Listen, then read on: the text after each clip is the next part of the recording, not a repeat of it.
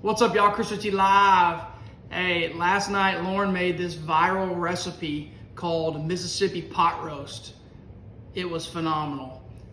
All right, Lauren just served it up. Looks really good. About to dig in. Today we're cooking Mississippi pot roast, the recipe that's gone viral. I'm not deviating from the recipe at all, which is something I don't normally do.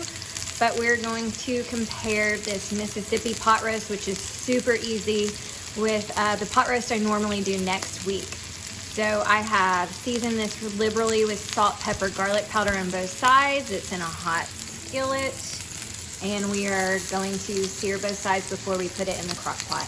Okay, just put my pot roast in my crock pot and I added the packets. We have the French onion soup mix, brown gravy, ranch seasoning, and I did a little over a half a stick of butter.